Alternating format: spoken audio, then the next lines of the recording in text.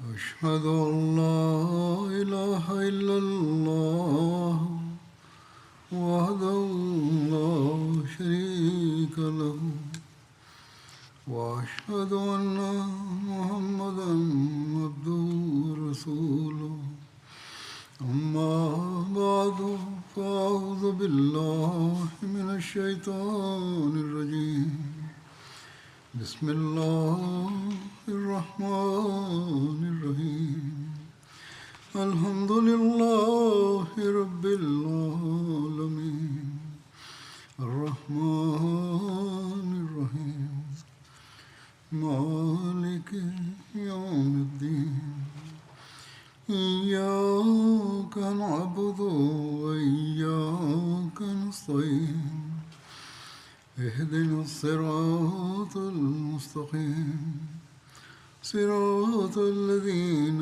أنعمت عليهم غير المغضوب عليهم ولا الضالين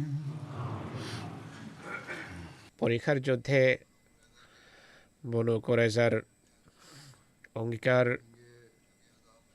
ভঙ্গ করার কারণে পরীক্ষার যুদ্ধের পর তাদের দুর্গ অবরোধের আলোচনা হচ্ছিল, যেন তাদেরকে মুসলমানদের ক্ষতি করার এবং অঙ্গীকার ভঙ্গ করার শাস্তি দেওয়া যেতে পারে। এর বিস্তারিত বিবরণ হলো, অবরোধ যখন কঠিন রূপ ধারণ করে বনু কুরাইজা হুজুর সাল্লাল্লাহু আলাইহি ওয়াসাল্লামের সিদ্ধান্ত অনুসারে দুর্গ থেকে বেরিয়ে আসে।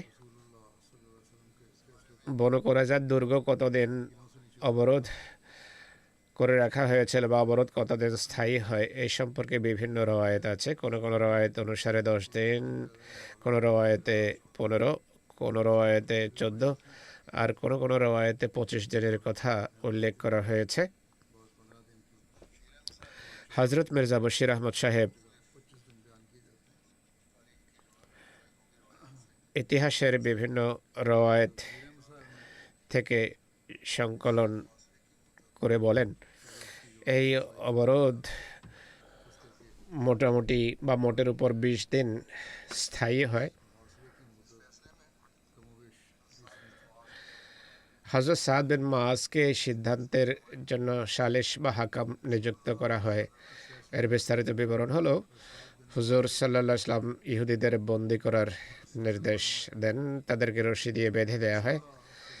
এই কাজের দায়িত্ব হযরত মুহাম্মদ বিন মাসলামার উপর ন্যস্ত হয়। নারী ও শিশুদের থেকে দুর্গ থেকে বের করেন, তাদেরকে এক পাশে নিয়ে যাওয়া হয়, আর আব্দুল্লাহ বিন সালাম রাদিয়াল্লাহু আনহুকে তাদের তত্ত্বাবধায়ক নিযুক্ত করা হয়। তাদের দুর্গে অস্ত্রশস্ত্র, বিভিন্ন জিনিসপত্র, কাপড় চোপড় একত্রিত করা হয়। সেখানে 1500 তরবারি, 300 বর্ম, 2000 বর্ষা, 1500 চামড়ার ঢাল এবং আরও অনেক জিনিসপত্র হস্তগত হয়। মদ বা মাদকের অনেক তৈজসপত্র ও ছিল। সব মাদক মাটিতে যে ফেলে দেওয়া হয়। অনেক গবাদি পশুও ছিল যেগুলোকে একত্রিত করা হয়।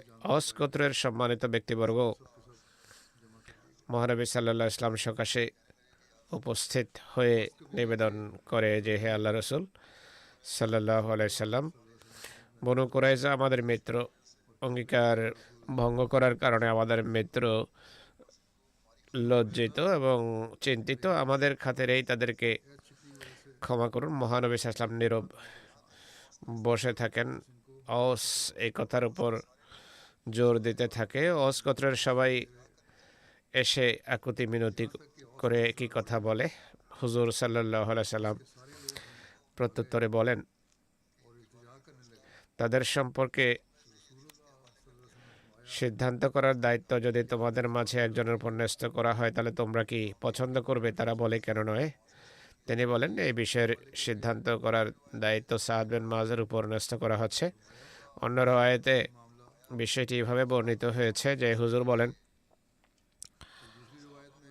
সিদ্ধান্ত করার জন্য আমার সাহাবীদের মাঝে যাকে চাও বেছে নাও। তারা হযরত সাদ বিন মুআজকে নির্বাচন করে। হুজুর সাল্লাল্লাহু আলাইহি সাল্লাম এতে সন্তুষ্ট ছিলেন। হযরত সাদ ছিলেন ঔস গোত্রের নেতার বনু কুরাইজার মিত্র। এভাবে ঔস গোত্রের লোকেরা শুধু আশ্বস্তই হয়নি, বরং তারা আনন্দিত হয়, কেননা তাদের ধারণা ছিল যে এখন বিষয়ের বাগডোর আমাদের হাতে। আরবদের রীতি ছিল তারা মিত্রদের সম্মানকে পদদলিত হতে দেয়া পছন্দ করত না, কিন্তু ঐশী তাকদীরের সিদ্ধান্ত ছিল ভিন্ন। হযরত সাদের পবিত্র এবং নিষ্ঠাপূর্ণ হৃদয়ে মহানবী সাল্লাল্লাহু আলাইহি ইসলামকে অন্য সমস্ত আত্মীয়তা এবং সম্পর্কের উপর অগ্রগণ্য মনে করত। হযরত সাদ তখন মদিনার মসজিদে রাফিদা আসলামিয়ার তাঁবুতে অবস্থান করছিলেন। তিনি আহতদের সেবা শুশ্রূষা এবং ব্যান্ডেজ লাগাতেন। এক মসজিদেই তার তাঁবু ছিল। হুজুর সাল্লাল্লাহু আলাইহি ওয়াসাল্লাম হযরত সাদকে সেই তাঁবুতেই অবস্থান করিয়েছেন, যেন সেবা শুশ্রূষার নিগরানি করা যায় এবং সহজেই তার সাথে দেখা সাক্ষাৎ করা যায়। হুজুর সাল্লাল্লাহু আলাইহি ওয়াসাল্লাম যখন বিষয়টি হযরত সাদ বিন মুআজের হাতে ন্যস্ত করেন, ঔস গোত্রের লোকেরা সাদের কাছে যায় এবং তাকে গাধার পিঠে গদির উপর বসায়। আর গদি ছিল খেজুর পাতা নির্মিত, তার উপর ছিল তামরার কভার আর লাগামও বানানো হয়েছিল, রশি বানানো হয়েছিল খেজুর পাতা দিয়ে। হযরত সাদ ছিলেন ভারী ভরকম পুরুষ মানুষ। হযরত সাদের চতুর্পাশে সমবেত হয় এবং বলে যে, হে আবু আমর, হুজুর সাল্লাল্লাহু আলাইহি সাল্লাম ঔসের মিত্রদের বিষয়ে সিদ্ধান্তের বিষয়ে আপনার হাতে ন্যস্ত করেছেন, যেন আপনি তাদের প্রতি সদ্ব্যবহার করতে পারেন, তাই আপনি তাদের প্রতি অনুগ্রহ করুন। ততক্ষণে আরও কিছু মানুষ সমবেত হয়, কিন্তু হযরত সাদ নীরব ছিলেন। মানুষের পীড়াপিড়ি যখন বৃদ্ধি পেতে থাকে, হযরত সাদ বলেন, আল্লাহ সম্পর্কে কোনো তিরস্কারের প্রতি ভ্রুক্ষেপ না করার সময় এসে গেছে। হযরত সাদ মহানবীর কাছে আসেন, আর মানুষও মহানবীর কাছে বসেছিল। হযরত সাদ বিন মুআজ যখন আসেন, বুখারী এবং মুসলিমে আছে, যখন তিনি সেই মসজিদের কাছে আসেন যাতে হুজুর সাল্লাল্লাহু আলাইহি ওয়াসাল্লাম উপস্থিত ছিলেন, যে মসজিদ বনু কুরাইজার দুর্গ অবরোধের সময় নামাজ পড়ার জন্য বানানো হয়েছিল, তাকে দেখে মহানবী সাল্লাল্লাহু আলাইহি সাল্লাম সবাইকে সম্বোধন করে বলেন, তোমাদের নেতার সম্মানার্থে দণ্ডায়মান হও। অন্য রওয়ায়াতে আছে তিনি বলেন, তোমাদের সর্বোত্তম ব্যক্তির সম্মানার্থে দাঁড়িয়ে যাও। বনু আব্দুল আশাল গোত্রের লোকেরা বলে যে, আমরা সাদের সম্মানার্থে দুটো সারিতে দণ্ডায়মান হই। আমাদের সকলেই তাকে স্বাগত জানায়। আর এভাবে তিনি মহানবীর সকাশে এসে উপস্থিত হন। মহানবী বলেন, হে সাদ, এদের মাঝে মীমাংসা করো। তিনি বলেন, আল্লাহ এবং তার রাসূল সাল্লাল্লাহু আলাইহি ওয়াসাল্লাম সিদ্ধান্ত করার সবচেয়ে বেশি অধিকার রাখেন। মহানবী সাল্লাল্লাহু আলাইহি ওয়াসাল্লাম বলেন, আল্লাহ তাআলা তোমাকে এদের মাঝে মীমাংসা করার নির্দেশ দিয়েছেন। ঔস গোত্রের এক ব্যক্তি বলে যে, হে আবু আমর, হুজুর সাল্লাল্লাহু আলাইহি ওয়াসাল্লাম আপনার মিত্রদের বিষয়ে সিদ্ধান্ত করার দায়িত্ব আপনার হাতে ন্যস্ত করেছেন, তাই আপনি তাদের সাথে সদ্ব্যবহার করুন, তাদের বিপদ আপদকে সামনে রেখে সিদ্ধান্ত করুন। হযরত সাদ বলেন, বনু কুরাইজা সংক্রান্ত আমার সিদ্ধান্তে তোমরা একমত হবে কিনা? তারা বলে, হ্যাঁ, আপনার সিদ্ধান্তে আমরা তখন থেকেই একমত ছিলাম যখন আপনি এখানে ছিলেন না। আপনার অবর্তমানে আমরা আপনার নাম প্রস্তাব করেছিলাম। আমাদের পক্ষ থেকে আপনি স্বাধীন, আর আমরা আশা করি আপনি আমাদের প্রতি অনুগ্রহ করবেন। যেভাবে আপনি ছাড়াও অন্য কেউ তাদের মিত্র বনু কয়নকার সাথে অনুগ্রহ করেছে, আমরা আপনাকে প্রাধান্য দিয়েছি, আপনাকে বেছে নিয়েছি। আজকে আপনার সিদ্ধান্তের আমরা একান্ত মুখাপেক্ষী। হযরত সাদ বলেন যে আমি পুরো চেষ্টা করব। মানুষ জিজ্ঞেস করে যে চেষ্টা করব বলতে আপনি কি বোঝাতে চাচ্ছেন? হযরত সাদ বলেন, খোদার অঙ্গীকারের শপথ, আমার সিদ্ধান্ত কি বাস্তবায়িত করা হবে? পোক্ত প্রতিশ্রুতি আদায়ের জন্য জিজ্ঞেস করেন তিনি। তারা বলে যে হ্যাঁ। এরপর হযরত সাদ সেই দিকে মনোযোগ নিবদ্ধ করেন যেখানে হুজুর সাল্লাল্লাহু আলাইহি ওয়াসাল্লাম উপবিষ্ট ছিলেন। মহানবীর মাহাত্ম্য এবং প্রতাপের কারণে তিনি তাকে সম্বোধন করেননি, বরং এটি বলেন যে এইদিকে যারা বসে আছে তারাও কি একই প্রতিশ্রুতি দেবে? মহানবীর প্রতি ইঙ্গিত করেন। মহানবী এবং অন্যরা বলেন যে হ্যাঁ। এরপর হযরত সাদ বলেন, আমি এদের সম্পর্কে যে সিদ্ধান্ত দিচ্ছি তা হলো বনু কুরাইজার সাবালক পুরুষদের হত্যা করা হোক, আর নারী ও শিশুদের বন্দী করা হোক, তাদের সম্পদ বন্টন করে দেওয়া হোক, তাদের গৃহ মুহাজিরদের দিয়ে দেওয়া হোক, আনসারকে নয়। আনসার উত্তরে বলেন, আমরা তাদের ভাই, আমরা তাদের সাথে ছিলাম। তিনি বলেন, আমি চাই যে তারা যেন তোমাদের মুখাপেক্ষী না থাকে, মুহাজির যেন স্বাধীনভাবে নিজেদের কাজ করতে পারে। হুজুর সাল্লাল্লাহু আলাইহি ওয়াসাল্লাম বলেন, সাদ, তোমার সিদ্ধান্ত আল্লাহর সিদ্ধান্ত অনুসারে হয়েছে, যা আল্লাহ তাআলা ৭ আকাশে করে রেখেছেন। এক রওয়ায়াত অনুসারে মহানবী সাল্লাল্লাহু আলাইহি ওয়াসাল্লাম হযরত সাদের সিদ্ধান্ত সম্পর্কে বলেন, এই সিদ্ধান্ত সম্পর্কেই ফেরেশতা আমাকে সেহরির সময় অবহিত করেছে। হযরত মির্জা বশির আহমদ সাহেব এর বিশদ বিবরণ তুলে ধরেছেন। মোটামুটি ২০ দিনের অবরোধের পর ইহুদিরা এমন এক ব্যক্তিকে বিচারক দুর্গ থেকে বেরিয়ে আসতে সম্মত হয় যে তাদের মিত্র হওয়া সত্ত্বেও তাদের কুকীর্তির কারণে তাদের জন্য নিজের হৃদয়ে কোনো দয়া খুঁজে পাননি। যিনি মূর্তিমান দয়া ছিলেন, কিন্তু তার হৃদয়ে মহানবী সাল্লাল্লাহু আলাইহি ওয়াসাল্লামের মতো দয়া আর ভালোবাসা তো থাকা সম্ভব ছিল না। এই কথার ব্যাখ্যা হলো, অস গোত্র বনু কুরাইজার পুরনো মিত্র ছিল। সে যুগে এই গোত্রের নেতা হযরত সাদ বিন মুআজ ছিলেন, যিনি পরীক্ষার যুদ্ধে আহত হয়ে মসজিদের আঙিনায় চিকিৎসাধীন ছিলেন। হযরত সাদ বাহনে বসে আসেন। রাস্তায় অস গোত্রের কিছু মানুষ এই কথার উপর জোর দিয়ে বারবার এই অনুরোধ করে যে বনু কুরাইজা আমাদের মিত্র, যেভাবে খাজরাজ তাদের মিত্র বনু কয়নকার সাথে কোমল ব্যবহার করেছে, আপনিও বনু কুরাইজাকে ছাড় দিন, নমনীয় হন, তাদেরকে কঠোর কোনো শাস্তি দেবেন না। হযরত সাদ বিন মুআজ প্রথমে নীরবে তাদের কথা কর্ণগোচর করেন, কিন্তু তাদের পক্ষ থেকে যখন বেশি পিড়াপিড়ি করা হয়, হযরত সাদ বলেন, এখন সাদ সত্য এবং ইনসাফের বিষয়ে কোনো তিরস্কারের ভ্রুক্ষেপ করবে না। এ কথা শুনে মানুষ নীরব হয়ে যায়।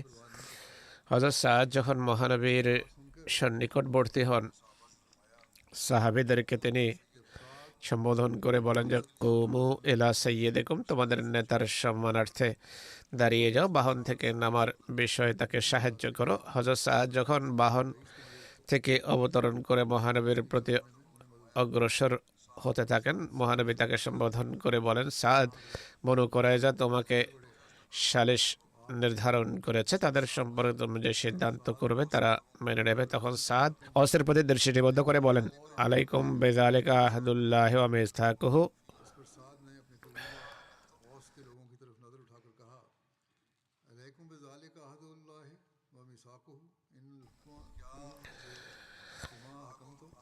খোদাকে হাজির নাজির জেনে তোমরা কি দৃঢ় অঙ্গীকার করবে যে তোমরা সেই সিদ্ধান্ত অবশ্যই মানবে যা বনু কুরাইজা সম্পর্কে আমি প্রদান করব? তারা বলে যে হ্যাঁ, আমরা প্রতিশ্রুতি দিচ্ছি। এরপর সাদ সেই দিকে ইঙ্গিত করেন যেখানে মহানবী উপবিষ্ট ছিলেন এবং বলে, ওয়া আলা হা হুনা, অর্থাৎ সেই ব্যক্তি যিনি এখানে উপবিষ্ট আছেন তিনিও কি একই প্রতিশ্রুতি দিচ্ছেন যে তিনি আমার সিদ্ধান্ত মানতে বাধ্য থাকবেন? হুজুর সাল্লাল্লাহু আলাইহি ওয়াসাল্লাম বলেন যে হ্যাঁ, আমি প্রতিশ্রুতি দিচ্ছি। এই অঙ্গীকার গ্রহণের পর হযরত সাদ নিজের রায় প্রদান করেন, তা হলো বনু কুরাইজার যোদ্ধাদের হত্যা করা হবে, তাদের পুরুষ এবং নারীদের বন্দী করা হবে, তাদের ধন সম্পদ মানুষের মাঝে বন্টন করে দেওয়া হবে। মহানবী এই সিদ্ধান্ত শুনে অবলীলায় বলেন, ফকাদ হাকামতা বিহুকমিল্লাহ, তোমার এই সিদ্ধান্ত ঐশী তাকদীর ছিল, এটি টলা সম্ভব নয়। এর মাধ্যমে মহানবী কথা বুঝিয়েছেন যে বনু কুরাইজা সম্পর্কে এই সিদ্ধান্ত এমন সময় হয়েছে যখন বা যেখানে স্পষ্টভাবে ঐশী তাকদীর কাজ করছিল বলে মনে হচ্ছিল, তাই তার দয়া এটিকে বাধাগ্রস্ত করতে পারত না। আর এটি সঠিক ছিল, কারণ বনু কুরাইজার আবু লুবাবাকে পরামর্শের জন্য ডাকা, আর আবু লুবাবার মুখ থেকে এমন একটি কথা বের হওয়া যা ছিল সম্পূর্ণভাবে ভিত্তিহীন। আর বনু কুরাইজার মহানবী সাল্লাল্লাহু আলাইহি ওয়াসাল্লামকে সালিশ বা হাকাম হিসাবে গ্রহণ করতে অস্বীকার করা, আর এ ধারণার বশবর্তী হওয়া যে বনু কুরাইজা আমাদের মিত্র আর আমাদের সাথে আমাদেরকে ছাড় দেয়া হবে। আর এই ভেবে সাদ বিন মাজ আওসের নেতাকে সালিশ নিযুক্ত করা আর সাদের সত্য ইনসাফ প্রতিষ্ঠায় এতটা দৃঢ় হওয়া যে আত্মীয়তা এবং রক্ত সম্পর্কের আত্মাভিমান তার হৃদয় থেকে সম্পূর্ণভাবে মিটে যায়, এবং অবশেষে সাদের সিদ্ধান্তের ঘোষণার পূর্বে মহানবীর নিকট থেকে এই দৃঢ় অঙ্গীকার নেয়া যে অবশ্যই সিদ্ধান্ত বাস্তবায়িত হবে। এই সব কথা দৈব ঘটনা হতে পারে না, অবশ্যই এইসবের পেছনে ঐশী তাকদীর কাজ করছিল, আর এই সিদ্ধান্ত খোদা তাআলার ছিল, হযরত সাদের নয়। হযরত সাদ বিন মাজের সিদ্ধান্ত বাস্তবায়ন সম্পর্কে লেখা আছে, হযরত সাদ যখন রায় প্রদান করেন, মহানবী সাল্লাল্লাহু আলাইহি সাল্লাম 9 যুলহজ শুক্রবার মদিনায় ফিরে আসেন। এক রওয়ায়াত অনুসারে 5 যুলহজ্জাতে তিনি ফিরে আসেন। ইবনে সাদ লিখেছেন, মহানবী সাল্লাল্লাহু আলাইহি সাল্লাম মদিনায় ফিরে এসেছেন 7 যুলহজ, আর সেটি ছিল বৃহস্পতিবার। এসব বন্দী সম্পর্কে মদিনায় আনার নির্দেশ দেয়া হয়। মহানবীর নির্দেশ অনুসারে বন্দীদের হযরত উসামা বিন যায়েদের ঘরে আনা হয়। নারী ও শিশুদেরকে হযরত রামলা বিনতে হারিসের ঘরে স্থানান্তরিত করা হয়, আর এটিও বলা হয় যে তাদের সবাইকে হযরত রামলা বিন হারিসের ঘরে বন্দী করা হয়। আর মহানবীর জন্য খেজুর আনার নির্দেশ দেওয়া হয়, সেগুলো মাটিতে ছড়িয়ে দেওয়া হয়। অঢেল খেজুর আনা হয়, আর সারা রাত পর্যাপ্ত পরিমাণে খেজুর খায় তারা। ইহুদিরা অস্ত্রশস্ত্র, জিনিসপত্র এবং কাপড় ইত্যাদি হযরত আমলার ঘরে আনার নির্দেশ দেওয়া হয়। উট এবং ছাগপাল গাছের নিচেই চড়ে বেড়ানোর জন্য ছেড়ে দেওয়া হয়। হযরত মির্জা বশির আহমদ সাহেব বলেন, এমন মনে হয় যে বনু কুরাইজার অঙ্গীকার ভঙ্গ করা আর বিদ্রোহ, নৈরাজ্য, ফিতনা, হত্যা, রক্তপাতের কারণে খোদার আদালতে এই সিদ্ধান্ত হয় যে তাদের যোদ্ধাদের দুনিয়া থেকে নিশ্চিহ্ন করে দিতে হবে।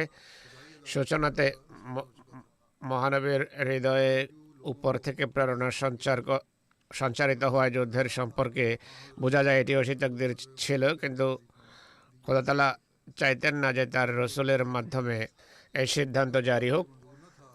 তাই তিনি খুবই সূক্ষ্ম ঐশী তাকদীর এবং পরিকল্পনার মাধ্যমে মহানবীকে তা থেকে পৃথক রাখেন, আর সাদ বিন মাজের মাধ্যমে এই সিদ্ধান্তের ঘোষণা করিয়েছেন। আর সিদ্ধান্ত এমনভাবে করিয়েছেন যে মহানবী সাল্লাল্লাহু আলাইহি সাল্লাম কোনোভাবে তাতে হস্তক্ষেপ করতে পারতেন না, কেননা তিনি প্রতিশ্রুতি দিয়ে রেখেছিলেন যে তিনি সিদ্ধান্ত মানতে প্রতিশ্রুতিবদ্ধ, যা সাদ বিন মাজ করবেন। মুসলিমরা এই যুদ্ধের প্রেক্ষাপটে মহানবীর বিরুদ্ধে আপত্তি করে। অনেক সময় আমাদের যুবকদেরও কথা বলে অনেকেই খেপায় যে মহানবী বনু কুরাইজার উপর জুলুম করেছেন। এর উত্তর অত্যন্ত স্পষ্ট, এই সিদ্ধান্ত মহানবীর ছিল না, সিদ্ধান্ত করিয়েছেন তাদের মিত্রের হাতে। আল্লাহ তাআলা আর তিনি মহানবীর কাছ থেকে দৃঢ় অঙ্গীকার নিয়েছেন। যাই হোক, এই সিদ্ধান্তের প্রভাব শুধু তার সত্তার উপরই পড়তো না, বরং সব মুসলমানের উপর। তাই তিনি নিজের দৃষ্টিভঙ্গি তা যতই মার্জনা এবং দয়ার প্রতি আকৃষ্ট হোক না কেন, এর মাধ্যমে এটি পরিবর্তন করতে চাননি। এটি ঐশী তাকদীর, যার প্রভাবাধীন তার মুখ থেকে এই শব্দ বের হয়, ফাকাদ হাকামতা বিহুকমিল্লাহ। হে সাদ, তোমার এই সিদ্ধান্ত ঐশী তাকদীর বলে মনে হয়, এটি পরিবর্তন করার কারো কোনো শক্তি নেই। এটি বলে মহানবীর নীরবে সেখান থেকে উঠে শহরে চলে আসেন। তার হৃদয় তখন এই ভাবনায় ব্যথাতুর ছিল যে এক জাতি যাদের সম্পর্কে তার হৃদয় গভীর বাসনা ছিল যে এরা ঈমান আনবে, তারা নিজেদের দুরাচারিতার কারণে ঈমান থেকে বঞ্চিত থেকে যায়, ঐশী শাস্তির লক্ষ্যে পরিণত হয়।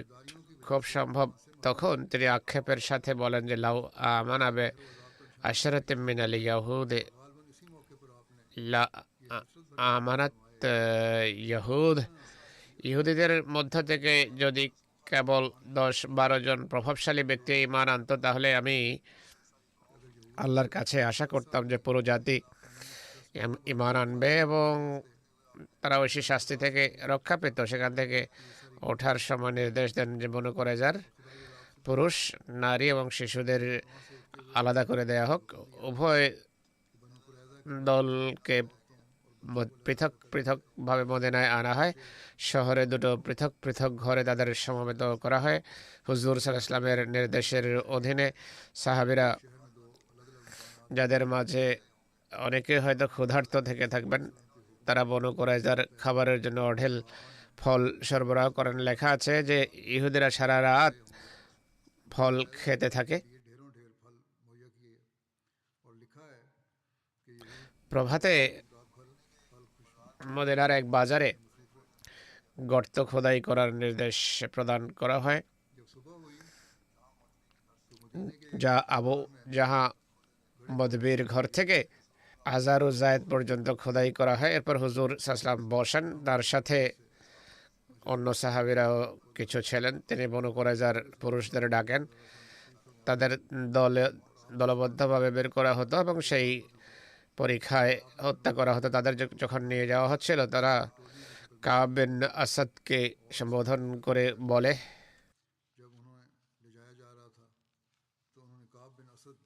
তোমার কি মনে হয় মহানবী কি করতে যাচ্ছেন, মুহাম্মদ রাসূলুল্লাহ কি করতে যাচ্ছেন? তিনি বলেন, তিনি তাই করতে যাচ্ছেন যা তোমাদের কাছে অপছন্দনীয়।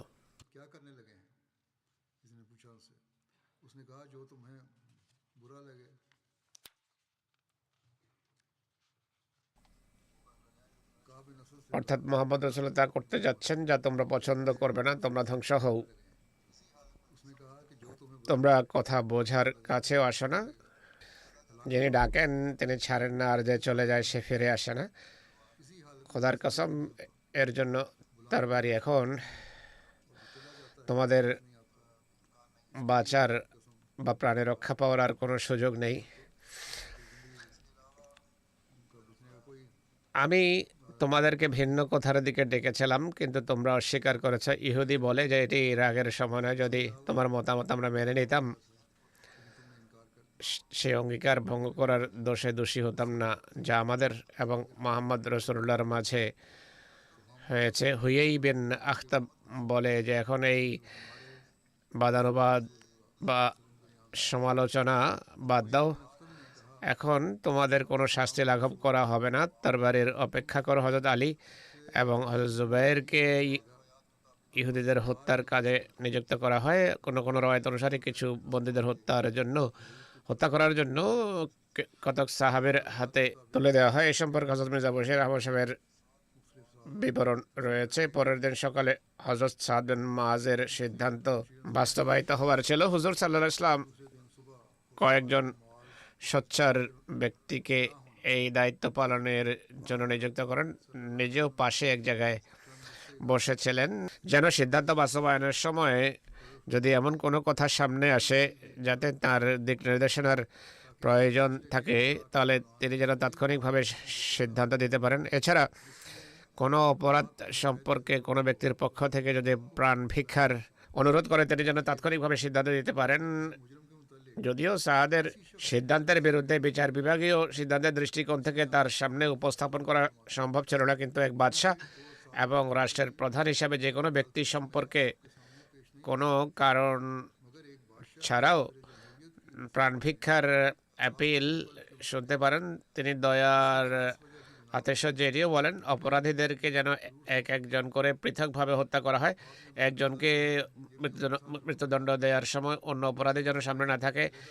একজন অপরাধীকে ডাকা হয় এবং সাআদ বিন মুআযের সিদ্ধান্ত অনুসারে তাকে মৃত্যুদণ্ড দেওয়া হয়। বনু নজিরের নেতা হুয়াই বিন আখতাব যখন আসে, মহানবীর দিকে তাকিয়ে সে বলে, হে মোহাম্মদ, আমি যে আপনার বিরোধিতা করেছি এই কারণে আমার কোনো দুঃখ নেই বা আক্ষেপ নেই, কিন্তু আসল কথা হলো যে আল্লাহকে ছেড়ে দেয়, আল্লাহ বা খোদাও তাকে ছেড়ে দেন। এরপর মানুষের প্রতি দৃষ্টি নিবদ্ধ করে বলে যে আল্লাহর নির্দেশের বিপরীতে কারো কথা চলে না, এটি তারই নির্দেশ এবং তারই তাকদীর।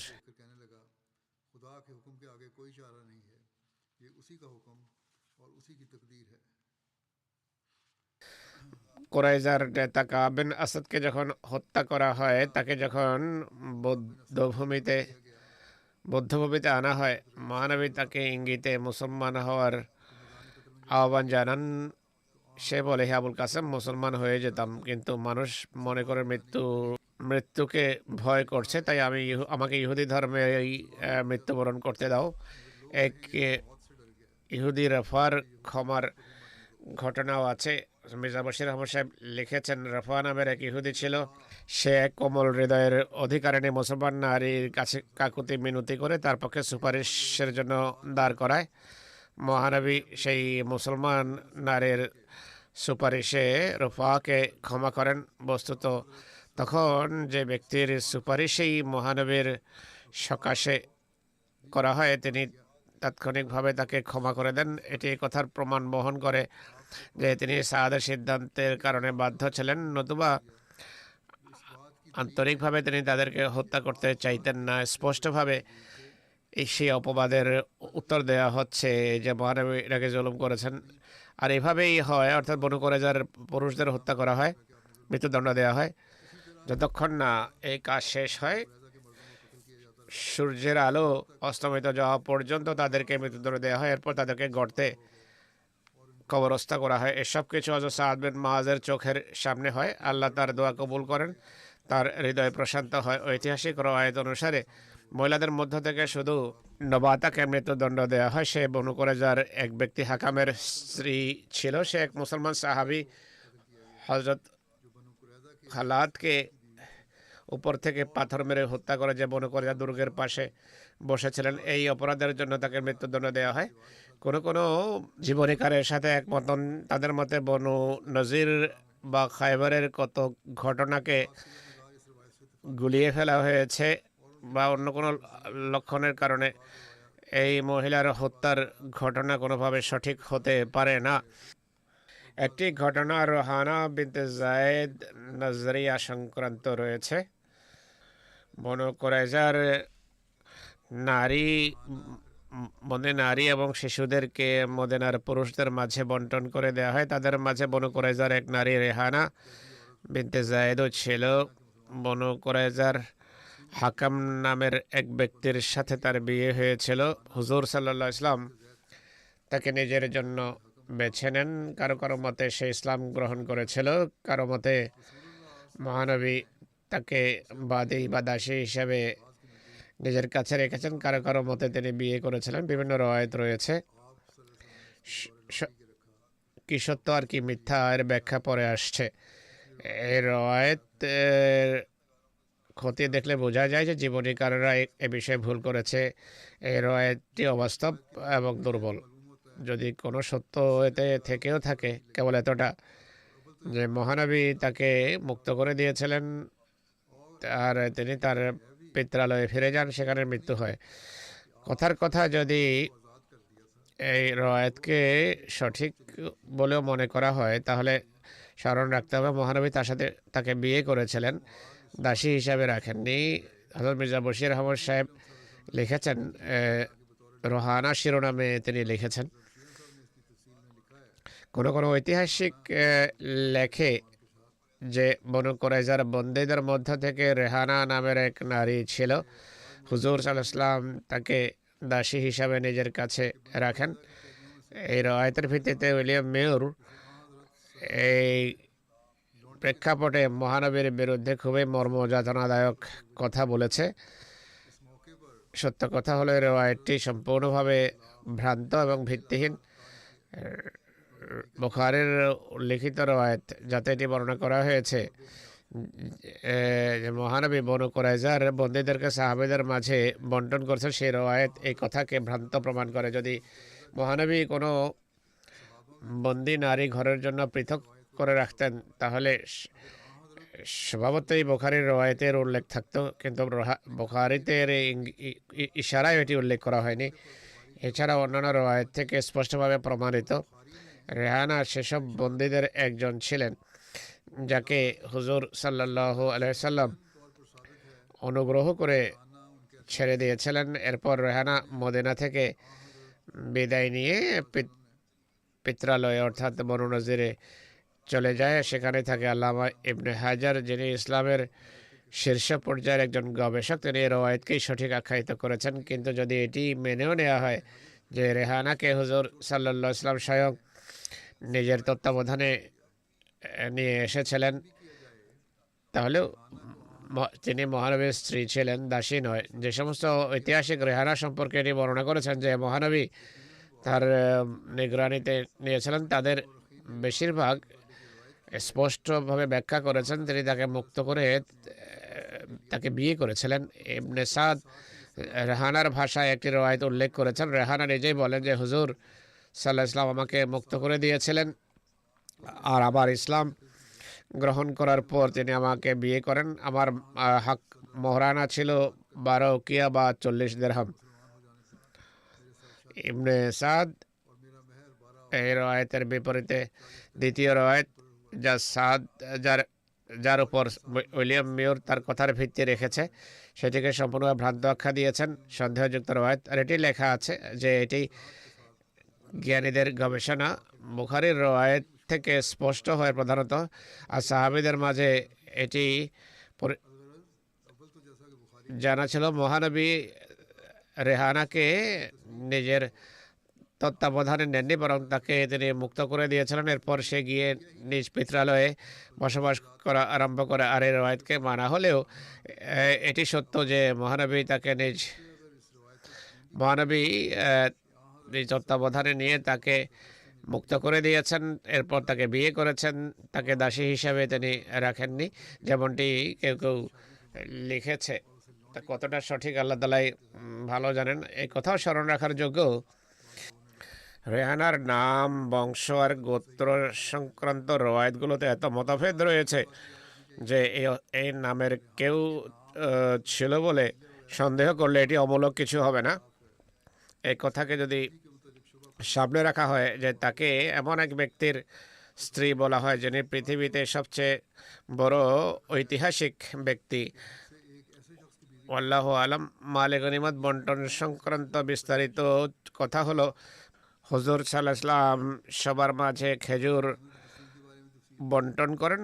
36 জন অশ্বারোহী অংশ নিয়েছেন যুদ্ধে। ঘোড়ার জন্য 2 ভাগ আর অশ্বারোহীর জন্য 1 ভাগ, আর পদাতিক যোদ্ধার জন্য 1 ভাগ নির্ধারণ করা হয়। 1000 নারী শিশু বন্দী ছিল। হুজুর মালে গনিমত বন্টনের পূর্বে 1/5 পৃথক করেন, বন্দীদের 5 ভাগ করেন, তার মধ্য থেকে খুমস বা 1/5 নিজের কাছে রাখেন। তিনি তাদের মধ্য থেকে মানুষকে মুক্ত করতেন, কাউকে দান করতেন এবং সেবক হিসাবে কাউকে কাউকে রাখতেন।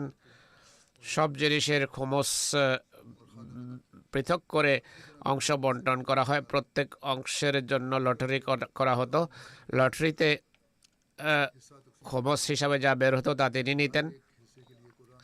আর হযরত মাহমিয়া বিন জাজা জুবাইদিকে খুমসের তত্ত্বাবধায়ক নিযুক্ত করেন। বাকি 4 অংশ তিনি বন্টন করেন। হুজুর সেসব নারীকেও মালে গনিমত দিয়েছেন যারা যুদ্ধে অংশ নিয়েছে। তাদের মাঝে হযরত সফিয়া বিনতে আব্দুল মুত্তালিব হজরত উম্মে আম্মারা, হজরত উম্মে সলিদ, হজরত উম্মে আলা আনসারিয়া, হজরত সুমাইরা বিনতে কায়েস, হজরত উম্মে সাদ বিন মাস, হজরত কাবসা বিনতে রাফিও অন্তর্ভুক্ত ছিলেন। হুজুর সাল্লাল্লাহু আলাইহি ওয়াসাল্লাম হজরত সাদ বিন ওবাদাকে একটি দলের সাথে হোমসের সম্পদ অর্থাৎ বন্দি ইত্যাদি বিক্রির জন্য সিরিয়ার দিকে পাঠান। বিক্রি করা পয়সা দিয়ে অস্ত্র এবং ঘোড়া জন্য কিনে আনে। এক রয়াত অনুসারে হযরত ওসমান বিন আফফান এবং আব্দুর রহমান বিন অফ এর একটা অংশ ক্রয় করে নেন, কিন্তু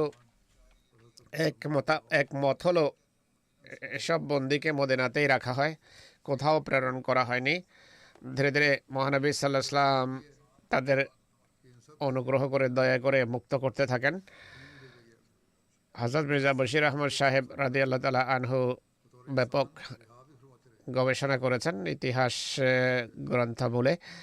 তিনি লেখেন, শিশু এবং নারী যাদের সাদের সিদ্ধান্ত অনুসারে বন্দী করা হয়, কোনো কোনো রওয়ায়াত থেকে তাদের সম্পর্কে জানা যায় হুজুর তাদেরকে নজদের দিকে পাঠিয়ে দিয়েছেন, যেখানে কতক নজদি গোত্র ফিরিয়ে আদায় করে তাদের মুক্ত করে।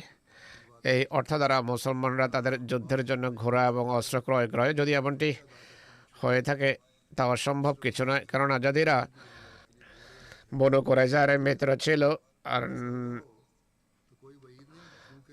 কুরাইজার যুদ্ধের মাত্র কয়েকদিন পূর্বেই আহজাবের যুদ্ধে মুসলমানদের বিরুদ্ধে তারা একসাথে যুদ্ধ করেছিল। সত্যিকার অর্থে নজদবাসীদের প্ররোচনায় বনু কুরাইজা মহানবীর বিরুদ্ধে বিদ্রোহ করেছিল। নজদিরা তাই যদি তাদের মিত্র গোত্র বনু কুরাইজা বন্দীদেরকে মুসলমানদের হাত থেকে মুক্ত করে, তাহলে অবাস্তব কিছু নয়। এটি সঠিক রায় থেকে জানা যায় যে বন্দীরা আসলে মদিনাতেই ছিল, কোথাও যায়নি। আর হুজুর সাল্লাল্লাহু আলাইহি সাল্লাম তাদেরকে রীতি অনুসারে বিভিন্ন সাহাবীদের তত্ত্বাবধানে বন্টন করেন। তাদের কতক ফিদিয়া দিয়ে মুক্তি লাভ করে, আর কতককে মহানবী সেখানেই এহসান করে বা দয়ার নিদর্শন স্বরূপ ছেড়ে দেন। আর পরবর্তীতে তারা স্বেচ্ছায় সানন্দে ইসলাম গ্রহণ করে। তাদের মধ্য থেকে আতিয়া করিজি এবং আব্দুর রহমান জুবাইর বিন বাতিয়া এবং কাব বিন সুলাইম এবং মোহাম্মদ বিন কাবের নাম ইতিহাসে সংরক্ষিত আছে। এরা সবাই ইসলাম গ্রহণ করেছে। সবার শেষে যার কথা উল্লেখ করা হয়েছে, মোহাম্মদ বিন কাব, অনেক উন্নত মানের একজন মুসলমান অতিবাহিত হয়েছেন। এসব বন্দী এবং নারীরা হয়তো বন্টন হয়েছে বা তাদেরকে বিক্রি করা হয়েছে। এমন সময় মহানবী এমন এক নির্দেশ দিয়েছেন যা তার ব্যাপক দয়া এবং নারীদের প্রতি তার দয়া এবং মহানুভবতার কথা স্বর্ণাক্ষরে লেখার যোগ্য। তিনি বলেন, কোনো নারী যাকে বন্টন করা হবে বা বিক্রি করা হবে, যদি তার সাথে ছোট শিশু ছেলে বা মেয়ে থাকে, তাহলে তার মা থেকে যেন তাকে পৃথক করা না হয় যতক্ষণ সে সাবালক না হয়। একইভাবে দুজন ছোট বোন যদি থাকে, সাবালক হওয়া পর্যন্ত তাদেরকে যেন পৃথক করা না হয়। এ ছিল রহমতুল্লিল আলমিনের নির্দেশ এবং নারী জাতির প্রতি তার এহসান এবং বন্দীদের প্রতি তার অনুগ্রহ এবং নিজের শত্রুদের প্রতি তার দয়া এবং মহানুভবতা। কিন্তু আজকাল মুসলমানদের অবস্থা দেখুন, আল্লাহ এবং রসুলের নামে লোকদেরকে গৃহহারা করছে, গৃহহীন করছে, বের করছে, হত্যা করছে। আর এর ফলাফল যা প্রকাশ পাচ্ছে তা হলো মুসলমানদের নিজেদের সম্মান এর ফলে পদদলিত হচ্ছে। আল্লাহ তাআলা মুসলমানদেরকে বিবেক বুদ্ধি দিন, কাণ্ড জ্ঞান দান করুন।